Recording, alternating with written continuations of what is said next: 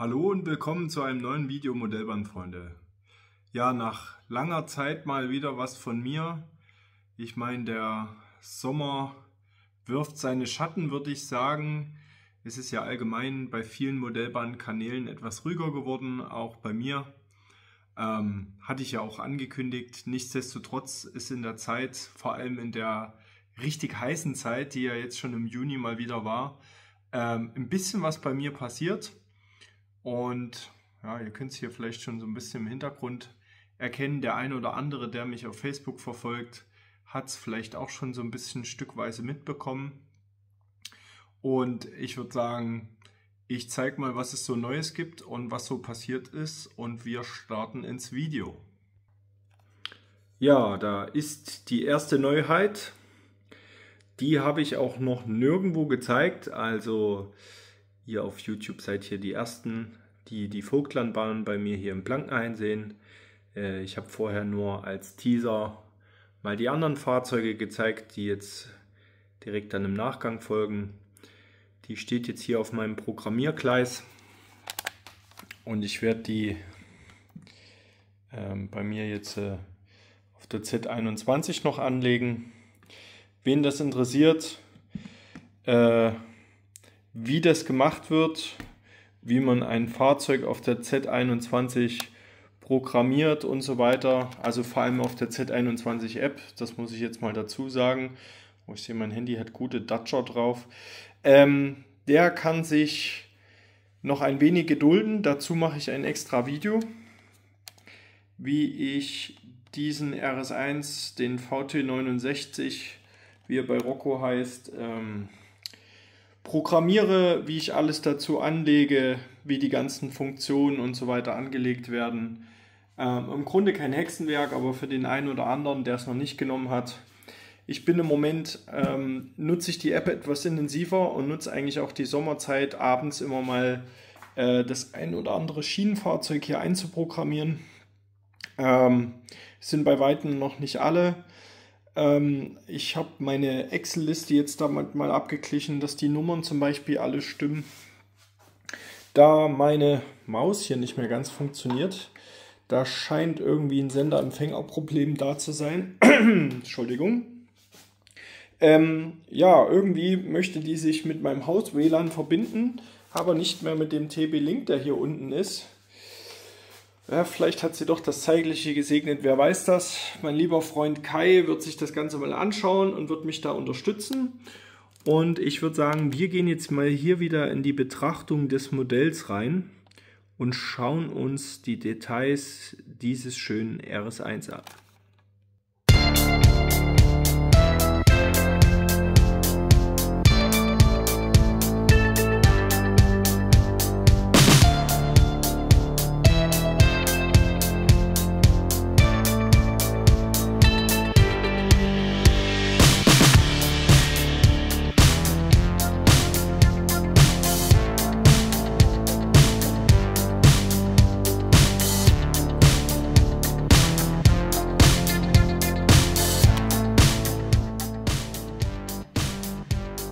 So, dann nehme ich doch mal den zweiten dazu.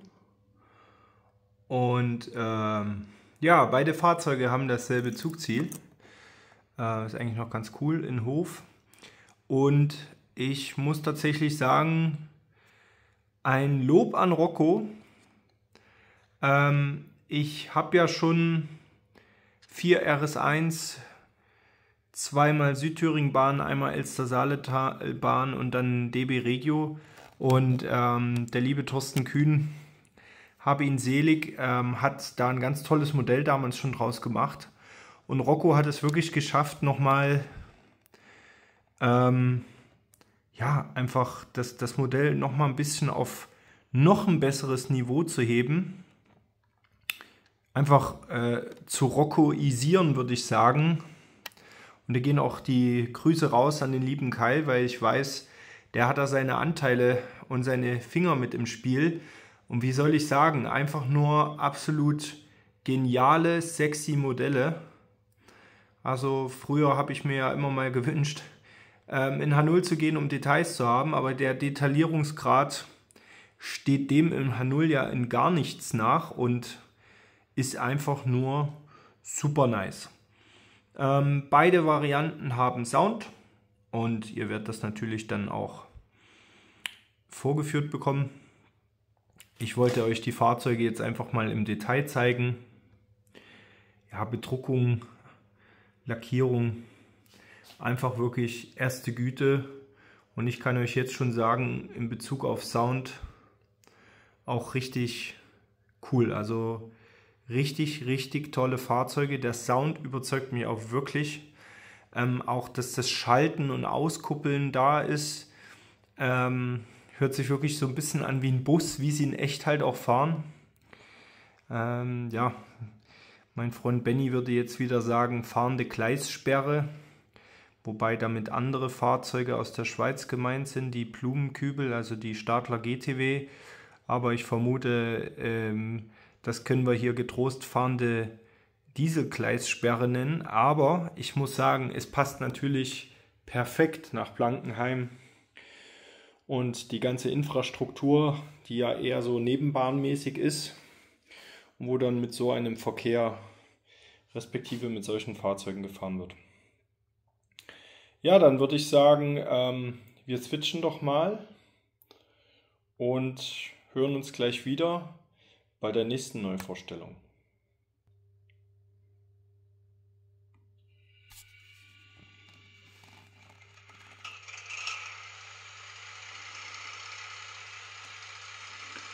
So, und da haben wir das nächste gute Stück.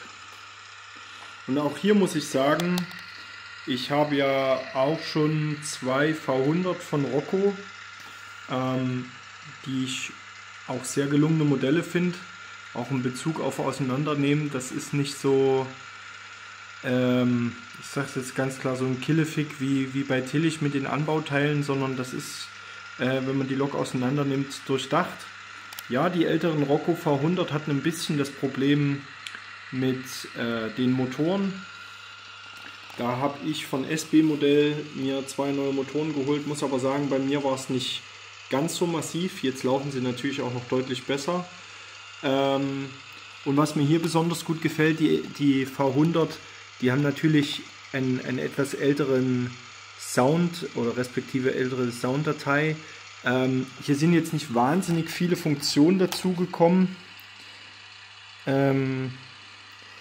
aber der Sound an sich ist deutlich, wie soll ich das beschreiben, realistischer, ja, aber auch annehmbarer. Also die V100 von Rocco, die damaligen, was haben die jetzt am Alter, nicht ganz 10 Jahre vermute ich, die waren halt sehr, sehr laut. Da war der Turbo-Sound echt toll. Aber das finde ich hier nochmal ähnlich wie bei der Rocco Ludmilla einfach nochmal wirklich kontinuierlich verbessert und auch Rocco-like einfach wieder wirklich gut gemacht. Also ich kritisiere auch, wenn es was zu kritisieren gibt, aber ich muss einfach sagen, hier gibt es nichts zu kritisieren. Das Einzige, was ich vielleicht nachher nochmal sagen kann, ich habe bei dem einen RS1 ein bisschen Kontaktproblem. Da könnte ich aber auch vorstellen, die Anlage stand jetzt lange, ich bin nicht viel gefahren, dass es an meiner Anlage selber liegt und nicht am Fahrzeug. Aber hört selber, soundtechnisch ist das schon einfach eine schöne V100. Ja, und ihr seht, klasse Effekt, aber hier weiß ich auch, es ist der Staub. Also die ist bei mir auch schon mit einem schönen Bauzug gefahren, den ihr dann nachher gleich noch betrachten dürft. Ja, es ist ein bisschen Staub. Ich habe hier immer mal ein bisschen offen, weil ich im Keller durchlüften muss. Und das bringt halt einfach auch Staub mit sich. Das ist halt so. Staub, der größte Feind eines Modellbahners. Habe auf der Anlage tatsächlich schon letzte Woche ein bisschen mehr Mühe gegeben, dass es nicht mehr ganz so massiv ist. Jetzt habe ich hier umgestellt die Fahrtrichtung und ihr habt das Klacken vielleicht gehört. Selbst solche Gimmicks sind beachtet und das finde ich echt klasse. Einfach wirklich, das meine ich damit, die Sounds weiterentwickelt zu haben. Also man hat sich da bei Rocco echt was überlegt. Ja. Vorführeffekt. Jetzt schalten wir nochmal in die richtige Richtung.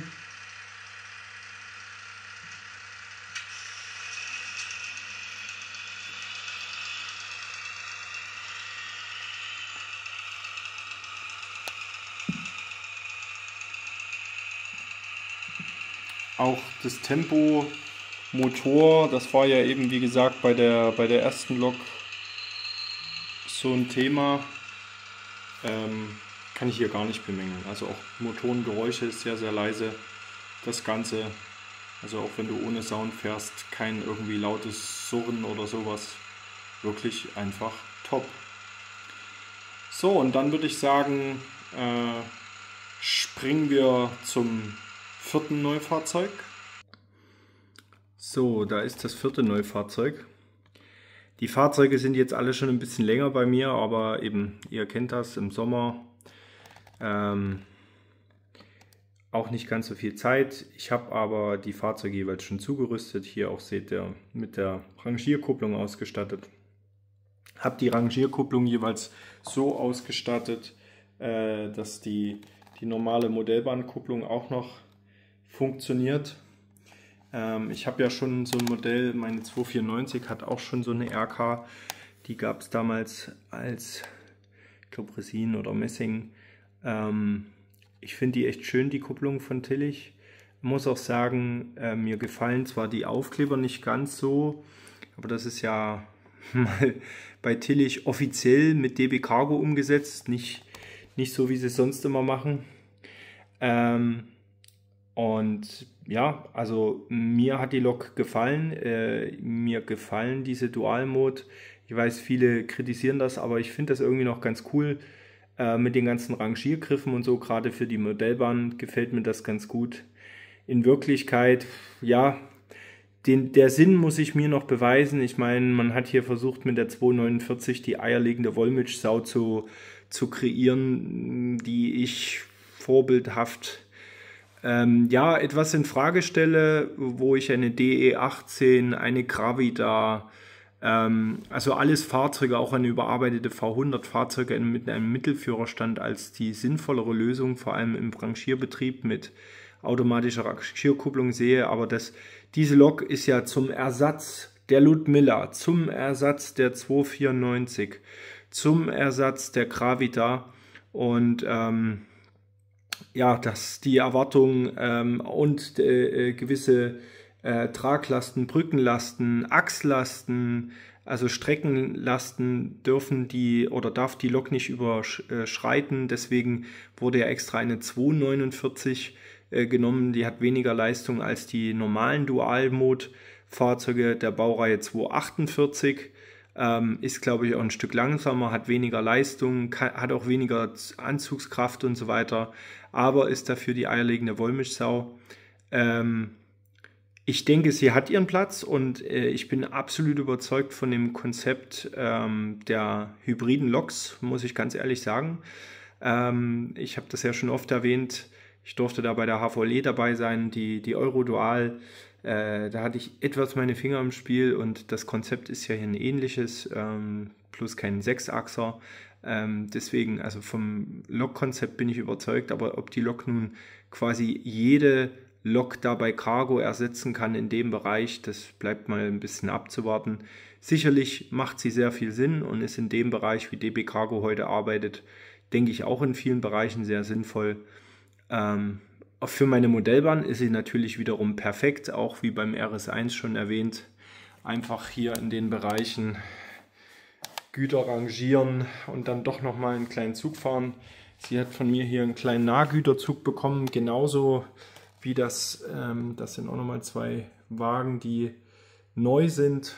Die gab es ja bei Arriva da im Angebot. Hier ist ein gealterter, der eine oder andere hat das vielleicht auf Facebook schon gesehen. Ja, hat sie einen kleinen Nahgüterzug von mir bekommen, so wie sie unterwegs ist, aber sie kann natürlich auch andere Züge fahren. Sie hat keinen Sound, das wäre vielleicht nochmal eine Aufgabe, aber das ist eine Aufgabe für irgendwann später. Ja, und das ist es in Bezug auf Fahrzeuge. Ihr werdet natürlich gleich nochmal in den Genuss bekommen, Fahrbetrieb zu machen, oder die Fahrzeuge im Fahrbetrieb zu sehen, so rum. Ich kann im Moment keinen ganzen Kreis fahren, kann aber hier schon wieder über den Bahnsteig hinausfahren. Also ich kann schon wieder nach oben auf die Blankenheimer Kehre fahren. Das geht. Hier oben steht auch schon die V100 mit ihrem Bauzug parat. Aber mehr bin ich bautechnisch tatsächlich, was die Strecke angeht, nicht gekommen. Ihr seht, hier ist eine Mauer ergänzt. Hier ist der Fels eingefügt, der war hier früher schon, der ist bloß anders eingearbeitet. Die Mauer wird farblich angepasst, ganz klar. Da wird noch ein bisschen was passieren, aber da habe ich jetzt erstmal so, habe ich mir das vorgestellt.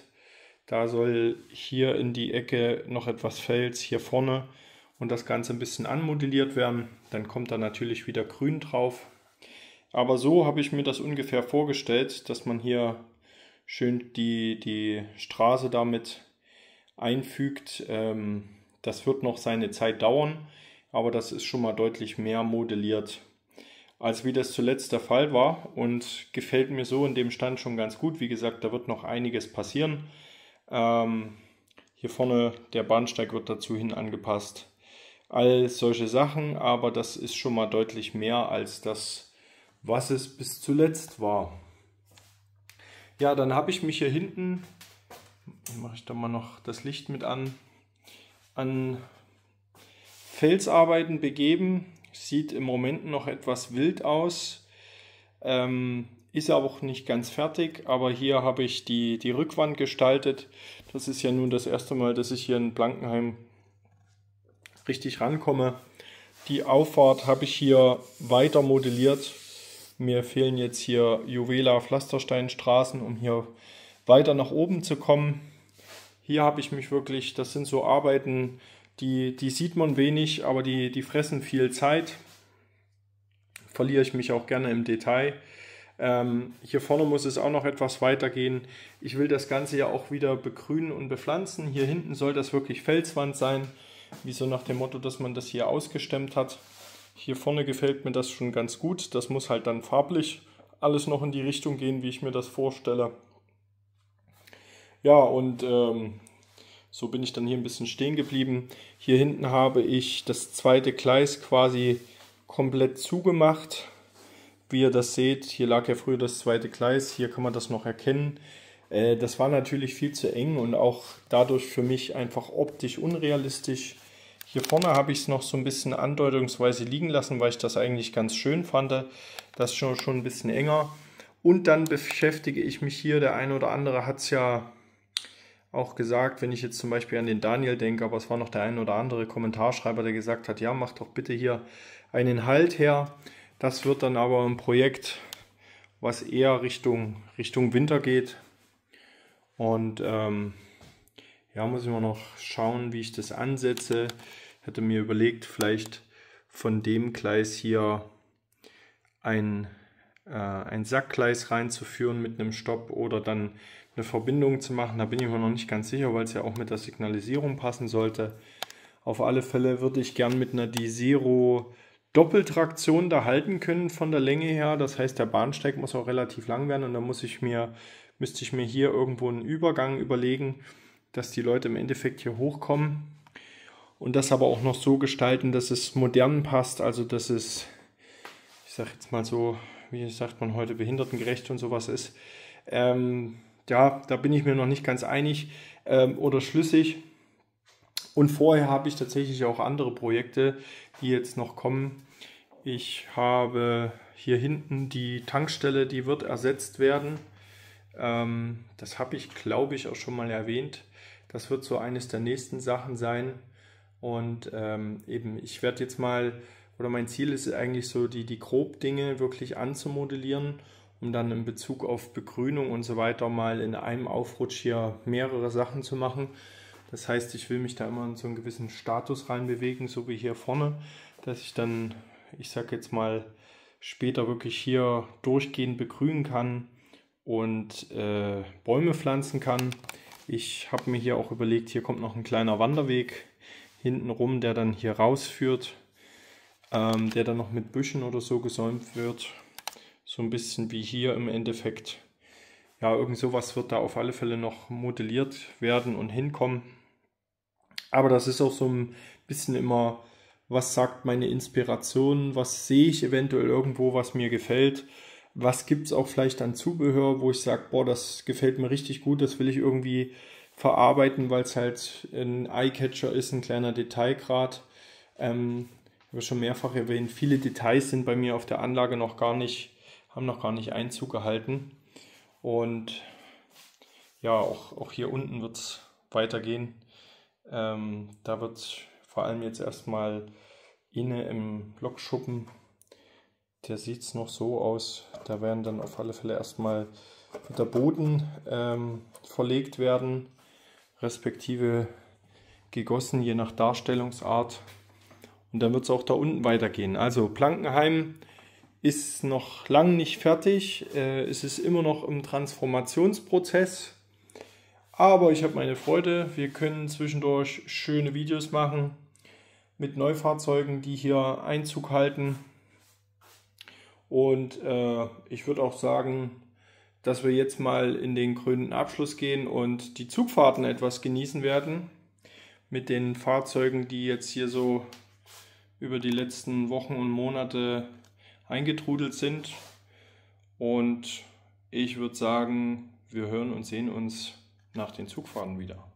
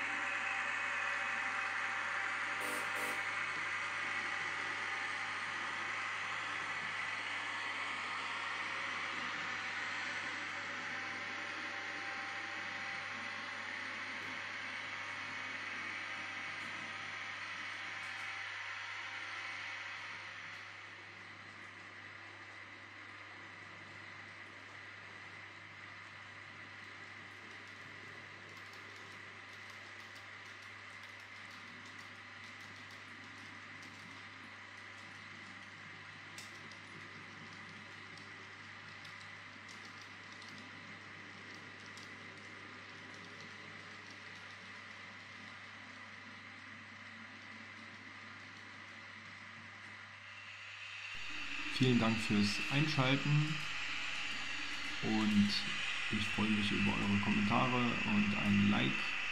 Ja, beim nächsten Mal geht es, wie bereits angekündigt, um das Programmieren eines Neufahrzeuges auf der Z21-App. Also bleibt gespannt, bleibt der Modellbahn gewogen, auch im warmen Sommer, und ich freue mich aufs nächste Mal. Bis dann!